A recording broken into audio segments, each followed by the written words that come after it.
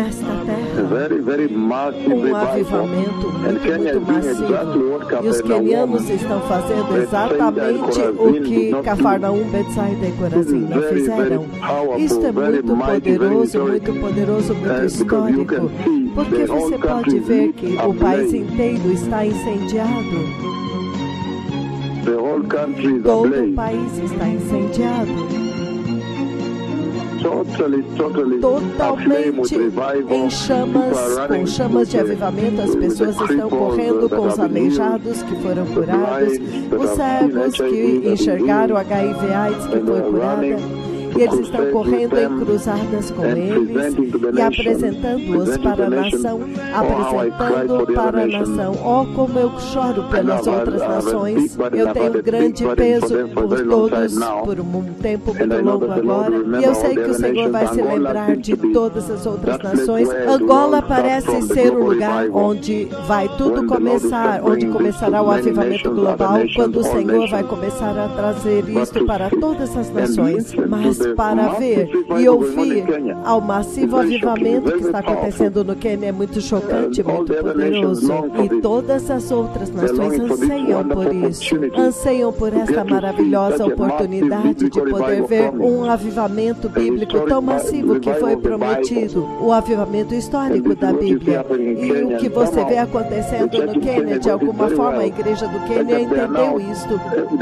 E eles estão todos envolvidos, estão correndo de lugar em lugar com os aleijados. Eles estão anunciando a vinda do Messias nas suas igrejas, nos matatos, nos ônibus, nas cruzadas, nas ruas. Este é um tempo muito lindo na vida deste país e o Senhor está vindo muito abertamente. Novamente, ontem nós vimos o Senhor abrindo e permitindo vocês ouvirem aquela conversa muito profunda no trono do Deus Todo-Poderoso no céu. Estas são conversas muito profundas, são apenas algumas delas na interação que esta voz, este que está falando com vocês, tem com Deus Todo-Poderoso, o próprio Senhor no trono de Deus no céu. Mas cada ocasião, quando o Senhor nos permite compartilhar com vocês algumas destas conversas muito profundas no trono de Deus no céu, isso é para nós um grande privilégio, mas é claro que nos faz tremer para saber o quanto nós podemos compartilhar com vocês.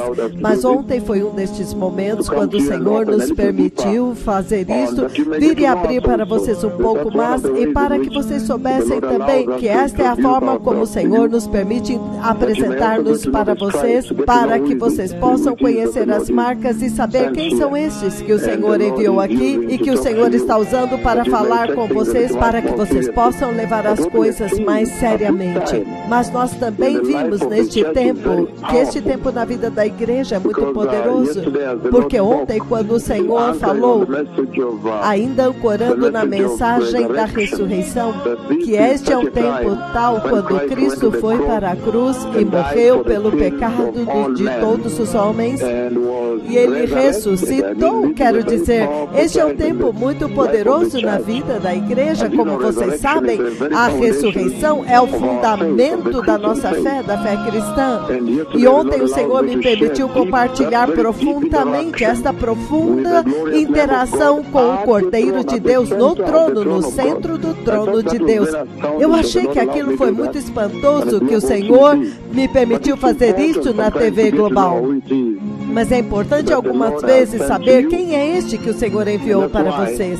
E é por isso que esta hora é muito central. Essas são algumas das marcas que definem a hora e que te fazem saber que o tempo acabou e o Messias está vindo. Nós estamos nesta conversa, nós temos estado aqui desde março de 2022 e agora o Senhor continua acrescentando a esta conversa vez após vez.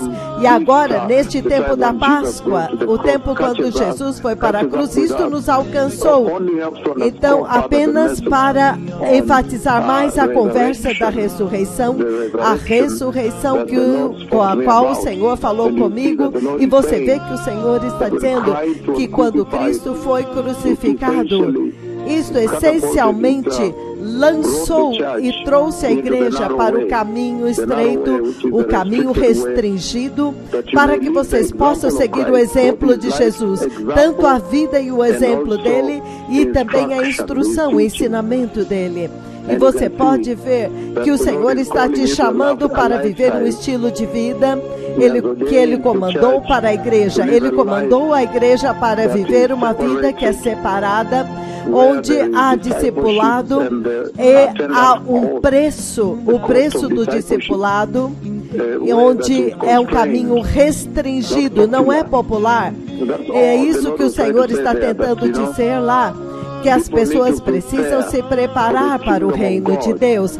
E você precisa estar andando no caminho estreito que conduz para o reino de Deus. E naquele caminho, há fidelidade absoluta a Yahweh até o fim. E essa jornada, ele diz, é a jornada da justiça e da santidade. Então, este é um tempo muito poderoso na vida da igreja. Deus está chamando uma geração para entrar na eternidade, a gloriosa eternidade, preparada para a igreja. É por isso que é um grande privilégio e honra para nós, para até mesmo ter esta conversa nesta hora. É claro que também há uma advertência. O Senhor está advertindo que este caminho não pode ser abusado e que esta hora é uma hora crucial para a igreja ser restaurada, porque o Messias está vindo.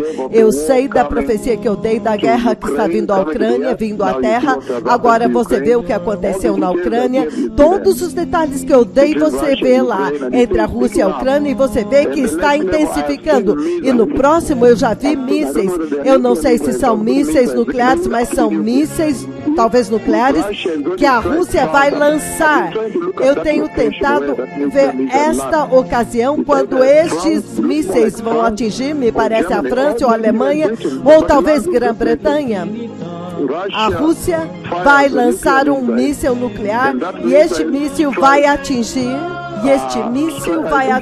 Eu acho que ao redor da França e Grã-Bretanha, é naquele lugar, um daqueles países será atingido. Mas eu não vi o outro lado do Atlântico, quais cidades foram atingidas. Mas quando a Rússia atinge, só pode ser uma arma nuclear. Até mesmo hoje vocês viram nos seus noticiários a Rússia advertindo os Estados Unidos e dizendo que se eles continuarem enviando armas letais para a Ucrânia, então haverá consequências imprevisíveis. Consequências imprevisíveis. Vocês estão vendo nos seus noticiários globais agora. Mas tudo que eu queria fazer é realmente celebrar a forma como o avivamento acendeu no Quênia. Está totalmente aceso, um avivamento muito poderoso, o avivamento da vinda do Messias. E o Senhor está dizendo que você precisa andar nesta fidelidade até aquele dia, quando Ele vai levar a igreja. Porque agora todos podem dizer que a igreja de Cristo está sentada no limiar da eternidade, no limiar da eternidade. E nós vimos muito claramente que na mensagem da Páscoa, a mensagem de Jesus indo para a cruz, este tempo no qual nós estamos, celebrando, comemorando o tempo quando Deus revelou Cristo Jesus, o glorioso, como o glorioso Cordeiro de Deus. E nós vimos muito claramente que o Senhor está dizendo que foi lá na cruz, foi lá onde o Senhor Jesus estabeleceu a vontade de Deus Pai, e a vontade de Deus Pai é o que você vê em Mateus capítulo 6, versículos de 9 em diante, quando ele diz: acumuleis para vós mesmos tesouros no céu. Então nós vemos que a vontade de Deus é muito bem declarada, que na cruz, neste tempo, foi quando Jesus trouxe luz para este mundo em trevas. Nós vimos isto. E que foi naquela cruz que Ele salvou os pecadores. Ele salvou pecadores na cruz. Povo abençoado, que tempo maravilhoso que nós estamos comemorando, quando foi na cruz que Ele salvou os pecadores. Que Salvador tão maravilhoso! Então é por isso que este é um tempo muito, muito importante na vida de toda a igreja e, é claro, na vida de toda a humanidade. Porque nós estamos comemorando o tempo quando Jesus veio e Ele redimiu a humanidade. Então, o Senhor está dizendo que a humanidade não podia redimir-se a si mesma. Então, Deus teve que vir do céu e conectar o homem caído, o homem pecaminoso com o santo Deus do céu. Isso requer a cruz e a ressurreição. É muito poderoso, povo abençoado. E nós vemos muito claramente que no livro de Lucas, capítulo 19, versículo 10, ele diz que o Filho do Homem veio para buscar e salvar os perdidos. É na cruz que ele cumpriu esta missão. É na cruz que ele redimiu. E é na cruz que nós vemos que ele testificou da verdade de Deus. Aquela verdade de Deus em João 14:6, onde ele diz que ele é o caminho, a verdade e a vida. Naquela cruz, povo abençoado, em um tempo como este, quando nós estamos comemorando este tempo maravilhoso com os corações quebrantados, mas foi o tempo quando Deus se lembrou da igreja. O Deus Todo-Poderoso se lembrou do seu povo. E é por isso que é para nós uma grande honra entender que nós podemos vir até vocês e exortar vocês para poderem honrar este tempo, honrar esta estação. Isso não é uma estação, tempo para beber alcoolismo. Infelizmente, o mundo inteiro está em imoralidade e alcoolismo neste tempo. Então, você vê muito claramente quando ele estava na cruz, foi quando ele testemunhou da verdade de Deus, a verdade de Deus. Porque em João 14:6, ele diz, ele é o caminho, a verdade e a vida. E em João 18:37, ele diz, então você é rei? Disse Pilatos. Jesus respondeu, tu dizes que eu sou rei. De fato, por esta razão eu nasci e para isto vim ao mundo, para testemunhar da verdade. Todos os que são da verdade me ouvem. Então, quando agora o imperador romano está perguntando, você é um rei? Então, você vê, deixe-me ler para vocês o versículo 36. Podemos começar no 33. Pilatos então voltou para dentro do palácio, chamou Jesus e lhe perguntou, você é o rei dos judeus? Esta pergunta é tua? Perguntou Jesus. Você é o rei dos judeus? Isso é agora? Pilatos perguntando. Então Jesus respondeu, esta pergunta é tua ou outros te falaram a meu respeito? No versículo 35, Pilatos pergunta, acaso sou judeu? Pilatos respondeu, acaso sou judeu? Foram o teu povo e os chefes dos sacerdotes que entregaram você a mim. O que é que você fez? Jesus disse, o meu reino não é deste mundo. Agora Jesus está respondendo a pergunta, você é o rei dos judeus? Veja o 36. Jesus disse, o meu reino não é deste mundo. Se fosse deste mundo, os meus servos lutariam para impedir que os judeus me prendessem. Mas agora o meu reino não é daqui, é de outro lugar. Em outras palavras, o Senhor está dizendo para eles, sim, eu sou o rei dos judeus, eu sou o rei de Sião e eu sou o rei do universo. Eu sou o rei de todos os reis. Então, no 37, então você é rei? Pilatos disse, significando pela forma como você me respondeu, então você é rei. Jesus respondeu, tu dizes que eu sou rei. De fato, a razão pela qual nasci e vim para este mundo é para testemunhar desta verdade, da verdade. Todos os que são da verdade me ouvem. Em outras palavras, assim como você disse, a verdade que eu vim testemunhar é que eu sou o rei de todos os reis, que vai trazer o reino de Deus para a terra. Então é um tempo tal neste quando Jesus foi para a cruz e ele também testemunhou da verdade e ele destruiu o diabo. Totalmente destruiu o diabo neste processo. E então ele diz, eu venci o mundo. Se você ler João 16:33, este é um tempo tal quando Jesus abriu a porta do céu. Lembre-se, Gênesis 3:24, a porta para onde estava a árvore da vida foi fechada. Então Mateus 27:50 e 51, quando ele morre, então ele agora, o véu é rasgado, e então ele introduziu a igreja. João 20:17, mulher, não me toque, eu ainda não entrei, ele já se ressuscitou. Apocalipse 1:5, ele é o primogênito dentre os mortos. Ele agora entrou no reino de Deus, é assim como ele abriu a porta para trazer vida eterna para vocês, povo abençoado. Então este é um tempo maravilhoso quando nós temos que trazer a adoração excelente ao Pai, como o Senhor Jesus estabeleceu na cruz. Ele estabeleceu obediência até a morte, ele estabeleceu humildade naquela cruz. Ele avançou o evangelho e pronunciou que o juízo de Deus está vindo contra o pecado, porque ele tomou sobre si o juízo de toda a humanidade na cruz. Aquela cruz é o juízo de Deus, é o retrato do juízo de Deus. E naquela cruz, quando ele foi lá, ele pagou o resgate pela nossa vida.